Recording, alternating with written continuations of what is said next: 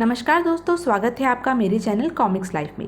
शुरू करते हैं नागराज सीरीज की एक और धमाकेदार कॉमिक्स, नागराज कोबरा घाटी। अब तक हमने देखा दक्षिण अफ्रीका के एक गुलाम द्वीप पर जनरल टम्टा का शासन है। वहाँ के काले मूल निवासियों पर जनरल टम्टा तरह तरह के अत्याचार करता है। नागराज उस द्वीप पर उतरता है और कुछ क्रांतिकारी युवकों के साथ द्वीप की भोली जनता को जनरल टम्टा के दमन चक्र से मुक्त कराने का प्रण लेता है। खूनी कबीले का सरदार टांगो जनरल टम्टा की आज्ञा से नागराज को पकड़ने के लिए जाता है और नागराज को अपने मुंह से निकलने वाली आग से घायल कर देता है और पोमा, चोमा व सुगा को अन्य बस्ती वालों के साथ बंदी बनाकर ले जाता है। घायल नागराज को बाबा गोरखनाथ ने महर्षि ज्वालानाथ का पता बताया, जो उसे टांगों की मुख अग्नि से बचा सकते थे। नागराज अपने हेलीकॉप्टर पर सवार होकर महर्षि ज्वालानाथ की तलाश में निकल पड़ा। अब आगे। नागराज हेलीकॉप्टर पर सवार 6 ज्वालामुखियों के समूह के ऊपर उड़ रहा था। वह सोचने लगा, बाबा गोरखनाथ ने कहा था कि 5 ज्वालामुखियों से घिरे एक शांत ज्वालामुखी में महर्षि ज्वालानाथ जी का वास है। यह अवश्य ही वही जगह है। नागराज ने हेलीकॉप्टर सुप्त ज्वालामुखी पर उतारा। नागराज हेलीकॉप्टर से उतरकर ज्वालामुखी के मुहाने पर आ गया और सोचने लगा, उस बड़े छेद में ही ज्वालानाथ जी का वास होगा। फिर वह बेहिचक ज्वालामुखी की दीवार पर रेंगने लगा। छेद के पास पहुंचकर वह एक क्षण रुका और उसने सोचा, अब अंदर जाता हूं। और फिर वह अंदर प्रविष्ट हो गया और सोचने लगा, यहाँ तो कोई नजर नहीं आ रहा। तभी चारों तरफ से निकले बहुत से सांपों ने नागराज को घेर लिया। नागराज ने सोचा, ओह, इतने सांप, ये मेरा क्या बिगाड़ेंगे। इससे पहले कि नागराज आगे बढ़ता, उनमें से एक नाग ने मानव रूप धारण कर लिया और बोला, ठहरो युवक, कौन हो तुम? यहाँ क्यों आए हो? यहाँ से आगे बढ़ोगे तो सीधे रामपुरी जाओगे।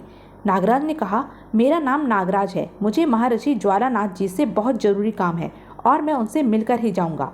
नाग पुरुष ने कहा, ज्वालानाथ जी से कोई नहीं मिल सकता युवक, वो साधना में लीन है। नागराज आगे बढ़ा और बोला, देखता हूँ मुझे कौन रोकता है। नाग पुरुष ने कहा, अब अपने अंजाम के लिए तुम स्वयं जिम्मेदार होंगे। नाग पुरुष ने पलटकर अपने दंड से नागराज पर प्रहार किया। नाग पुरुष फिर झपटा। नागराज ने सोचा, उफ, इसके दंड में तो घातक विष भरा हुआ है। नागराज ने संभलकर नाग पुरुष पर वार किया और सोचने लगा, मुझे इसे और मौका नहीं देना चाहिए।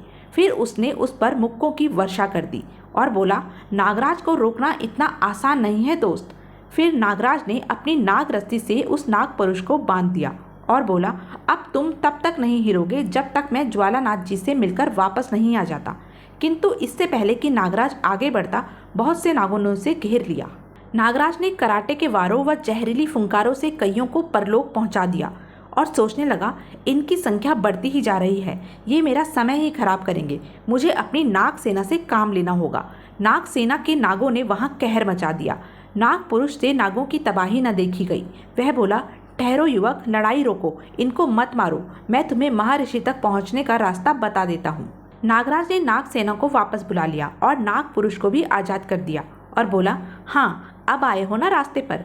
नाग पुरुष नागराज को एक छोटे से छेद के पास ले आया और बोला, नागराज, यह बिल ही कोबरा घाटी का रास्ता है। तुम यहाँ से अंदर घुस सको तो ही महर्षि से मिल सकोगे। नागराज मुस्कुराया और बोला, इसे तो मेरे नाग पल भर में चौड़ा कर देंगे। नाग सेना के सैकड़ों नाग मिट्टी खोद खोद कर नागराज के लिए रास्ता बनाने लगे। कुछ ही देर बाद छोटे से दिखने वाले सुराख को नागों ने चौड़ा कर दिया और नागराज उसमें उतर गया। नीचे उसने अपने को एक सुरंग में पाया। इससे पहले कि वह आगे बढ़ता, एक अज्ञात शक्ति उसे गुफा के अंदर खींचने लगी और तीव्र वेग से वह एक विशाल अजगर से टकराया। अजगर की सांस के साथ ही वह यहाँ खिंचा चलाया था। नींद खुल जाने से अजगर क्रोधित हो उठा। नागराज ने सोचा, ओह, जहरीली फुंकार बेअसर होते देख अजगर ने अपनी भारी पूंछ नागराज पर दे मारी।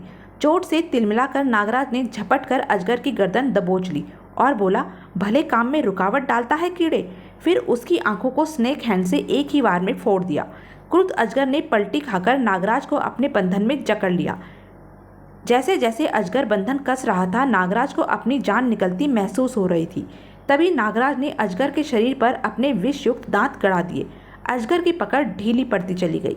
अपने घातक विष से अजगर को समाप्त कर जब नागराज आगे बढ़ा तो उसका रास्ता रोका गर्म लावे के प्रपात ने। नागराज सोचने लगा, ओह, यह तो बहुत ही गर्म है, मैं इसे तैरकर पार नहीं कर सकता। तभी नागराज ने ऊपर देखा और सोचा, वाह, छत से लावा नहीं टपक रहा। छोटे सांप को छत पर रेंगता देख नागराज भी छत पर चिपक गया और फिर तेजी से रेंगता हुआ दूसरी तरफ कूद गया और सोचने लगा, यहाँ तो कदम कदम पर मौत पिछी है। नागराज जैसे ही आगे बढ़ा गहरे गड्ढे में जा पड़ा और सोचने लगा, वाह, गद्दा बिछा रखा है। किंतु अगले ही क्षण नागराज उछल पड़ा और बोला, आए, यह तो सांप है। सांप ने झपटकर उसका हाथ दबोच लिया। नागराज ने उसकी गर्दन पकड़ ली और बोला, मैं तुझे भी मार दूंगा दुष्ट सांप। कुछ ही देर में सांप तड़पकर शांत हो गया।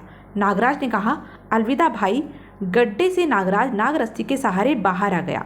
जैसे ही वह आगे बढ़ा उसका सामना 2 फन वाले एक भयंकर सांप से हुआ। नागराज ने कहा, लो कर लो बात, ये हमें रोकेंगे 2-2 मुंह से, तो इनके दोनों सिरों को अलग ही कर देते हैं। और आगे बढ़ने पर नागराज ने कहा, अरे वाह, दुर्लभ दंतक नाग, ओह, तो आप भी दुश्मनी कर रहे हैं भाई साहब। नागराज के मुष्टि प्रहार ने दंतक के 2 दांत हलक में और 2 जमीन पर उतार दिए। नागराज सोचने लगा, 100 सालों में इतने बड़े दांत आते हैं इसके। बेचारा गवा बैठा। तभी जैसे हवा सी गुजर गई नागराज के सिर के ऊपर से, और यह था लोम्बू, उड़ने वाला सांप। सांप हमला करने के लिए दोबारा पलटा, लेकिन नागराज ने चपलता से 2 उंगलियां सांप की आंखों में घुसेड़ दी। नागराज सोचने लगा, मुझे इन्हें मारना बिल्कुल अच्छा नहीं लगता, किंतु अभी मुझे हजारों आदमियों की जान बचानी है। तभी नागराज सोचने लगा, ओह, यह तो घोड़ा पछाड़ सांप है, अत्यंत बलशाली। सांप ने पलटी मारी। नागराज ने पूरी ताकत लगाकर सांप को पैरों से अलग किया और खड़ा हो गया। फिर उसने जमीन पर पटक पटक कर घोड़ा पछाड़ सांप को यमलोक पहुंचा दिया और बोला, मुझे अफसोस है दोस्त। नागराज घोड़ा पछाड़ से लड़कर जैसे ही पलटा, एक दूसरे सांप ने उस पर हमला किया। नागराज ने सोचा, ओह, चितकबरा, कोबरा राज ने अपने सेना नायकों को भी चुन चुन कर रखा है, जवाब नहीं इसका भी। अगले ही क्षण चितकबरा नागराज पर झपटा। नागराज ने उसका गला पकड़ने की चेष्टा की, किंतु चितकबरा ने शरीर पर मौजूद कांटों ने उसे हाथ खींच लेने पर मजबूर कर दिया। नागराज सोचने लगा, हाय, मैं तो इसके कंटीले बदन को भूल ही गया था। चितकबरा फिर झपटा।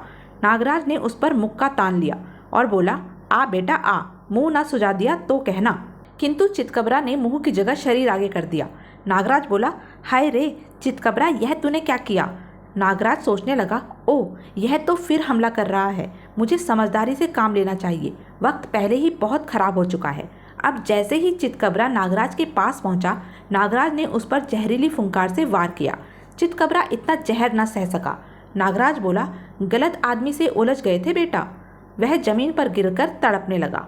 फिर नागराज निर्विघ्न आगे बढ़ता गया और सोचने लगा, वाह, लगता है अब कोई बाकी नहीं रह गया, सुरंग भी खत्म हो रही है। एक स्थान पर पहुंचकर नागराज ने सोचा, लगता है यही महर्षि ज्वालानाथ जी हैं, पर ये तो साधनालीन हैं, मैं इन्हें उठाता हूँ। नागराज जैसे ही आगे बढ़ा, एक भयानक आवाज ने उसे जड़ कर दिया। ठहरो। नागराज सोचने लगा, हैं, यह कौन बोला? तो यह थी अब तक की कहानी। आगे की कहानी जानने के लिए बने रहें मेरे साथ, और हाँ, मेरे चैनल को लाइक, शेयर और सब्सक्राइब करना ना भूलें। धन्यवाद।